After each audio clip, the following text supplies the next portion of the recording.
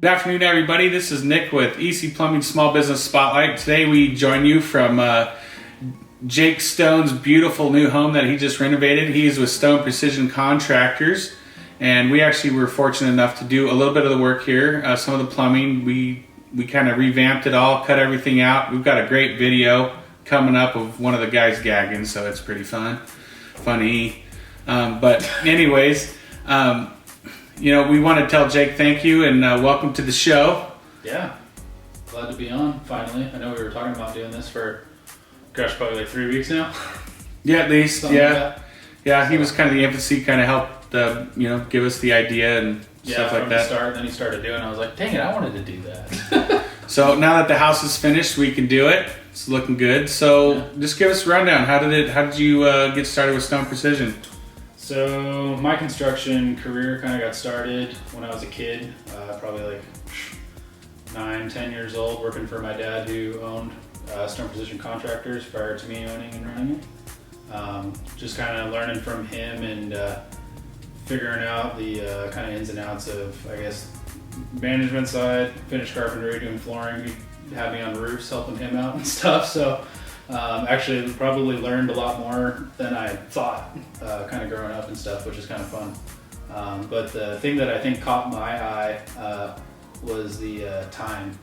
So we'd be on job sites in the morning, and then we would basically just be boating and riding dirt bikes kind of afternoon. So I was like, what the heck is that? I mean, like, so he owned a business, made his own schedule. So my definition of success definitely came from that kind of experience growing up.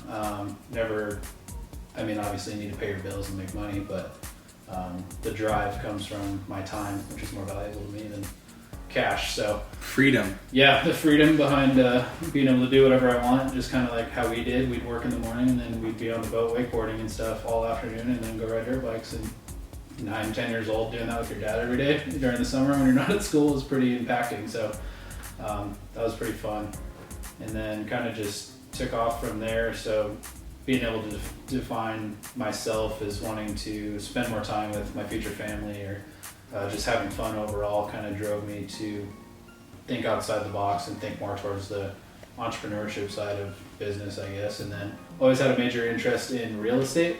So kind of hanging out with friends, real estate agents, being around that aspect, learning the money side of it, and then just doing some major studying before I actually kind of jumped into Stone Precision Contractors, learning all the whole tax brackets, all the taxes, studying all that, reading books upon books and figuring all that stuff out. Just was a huge part of kind of just the learning curve, and then just kind of watching videos. We have the internet nowadays, so being able to look at somebody else's mistakes and put yourself in their shoes, and then learning that emotional intelligence, perspective, and empathy kind of just definitely gives you a little step forward in the industry. So it's been fun, and then just wanting to grow more. Just this last week officially launched my next company, Stone Precision Property Group, which kind of is just a step forward in my end goal. That's a first here. That's the first reveal on EC Small Business Spotlight. First reveal. So, so we kind of launched that. I got a great team working with me now. So I got a real estate agent. She's awesome. She's been in the real estate industry, I think, for, 5 years. Or no, maybe it was 3 years, and she's lived here 5 years. And then I got another guy I brought on. He just moved here from California. And he's more on the accounting side, but he has like 10 plus years in the property management, more on the commercial aspect side. So, but both of these, construction and the property management, are basically vehicles of where I'm heading, because I have a huge interest as an investor in real estate investing. So that's kind of my long-term goal as far as just accumulating wealth and stuff like that. So I bought my first property when I was 19 or 20. Bought my second property when I was 22, I believe. I think it was 2018. Yeah, so I was 22. And then we bought this thing just this year, right at the end of the year. Actually, I think our first day in here flipping this thing was Christmas Day. So picked this thing up and flipped it, and it's going to be a rental. There's a shop in the back, so we're going to convert that thing. Definitely have you help me with that thing, with the plumbing side, since I have no idea what's going on with that. But yeah, so kind of just going to be flipping houses. Got a few investors that I'm working with on hopefully kind of accumulating some more flips this year. And then I got a guy who's working for me on the construction side, kind of managing all my sites. So we got handful of custom homes in contract for this year, a bunch of remodels, additions, stuff like that. So pretty much on the contractor side, you guys are pretty much open to anything, new builds, remodels. Yeah, new builds, remodels, additions.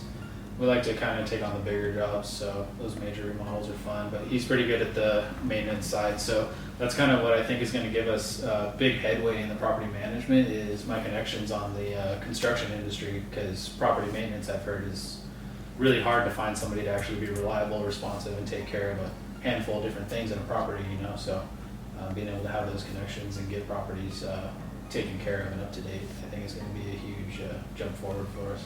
Yeah, on the investment side, as the investors, you want to make sure that as the contractor, whatever, you take care of their wishes, but at the same time deliver a quality product.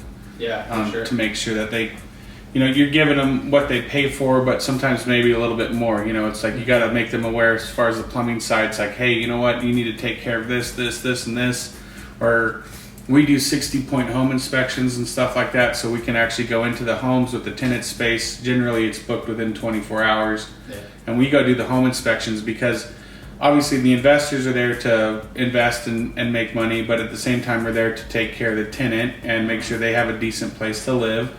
But without us, we are the first line of defense when it comes to plumbing. And if you don't know what's going on, we are the professional, and if we don't tell you something that we see, we've done you a disservice. So it's good to see that on both ends. He can make sure that he protects you and the investment standpoint, and as a contractor or plumbers, if you want to refer us to that, our job is to make sure that we protect our property management investors and stuff like that, to make sure we put out a good product because it reflects on you. Yeah, exactly. Like our pretty much our whole motto, because I'm a landlord, and then Lauren, the real estate agent that's working with me, she's also a landlord. She has her own rental property. So our whole motto starting this thing is basically we're going to manage your property as if it is ours, and they're investing in these properties to obviously provide housing for other people, which is awesome, but they're here to make money as well. So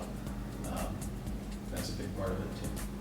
On the property management side, what's the goal? Is it commercial? Is it all of it? All of it. Obviously, if we can nail down some commercial, that'd be awesome, especially some bigger apartments, because that's going to be more money for us. Single family homes or multifamily.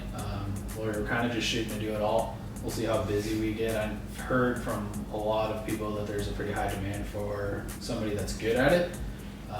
I've heard stories of people mixing up keys, losing keys, not even remembering to give the tenants the keys. Just basic easy stuff that people need to pay attention to. So, not losing the keys? Yeah, pretty much. And, okay. Yeah, just keeping track of everything. So, and then growing up, before, or not even growing up, just before I kind of went on my own, just studying everything as far as taxes with each different LLCs, corporations, stuff like that, learning all that, learning the accounting, marketing, and the branding, and what the difference is and all that stuff. I pretty much have equipped myself to be somewhat good at each part of the business, so it's nice to have somebody or two people bringing on who are specializing in their own side. That way I can kind of see what they're doing, manage my own side, and then brand the company and find the work. So it'll be a fun experience. Shouldn't be hard to do with what's going on in Boise right now. Right? The market's still hot, that's for sure. Even one of my other buddies is selling houses left and right and has buyers all over the place. So where's the hot place right now? Dry Creek. We just drove over there the other day, or yesterday, and he's showing me all these houses that he has sold that aren't even built yet. And those, it was kind of funny because I was trying to get people to buy over there years ago, 2 or 3 years ago. Where's Dry Creek? Dry Creek is right before Avamore. Oh, okay. So I'm going to call right out of Eagle. It's Eagle. Mm-hmm.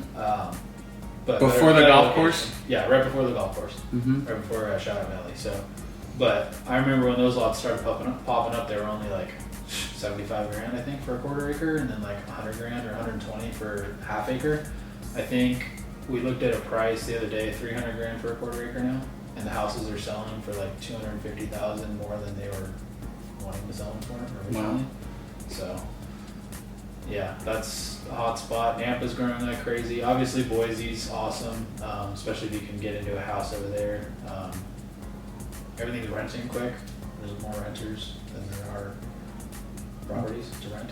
This house is in Caldwell, and it's definitely the older part of Caldwell, but once you kind of see kind of what he's did in here, it's we remodeled it. It looks really good, but the town of Caldwell has really been trying to improve their the area. Yeah. They've definitely this house, you're 3-minute, 5-minute walk from pretty much we've downtown. been walking to Indian Creek Plaza, and there's a river that goes right through it, and it basically feels like if you've been around in Boise for a while, you've been to 8th Street, the restaurants and stuff. It feels like that, like 10 years ago when there wasn't so many people.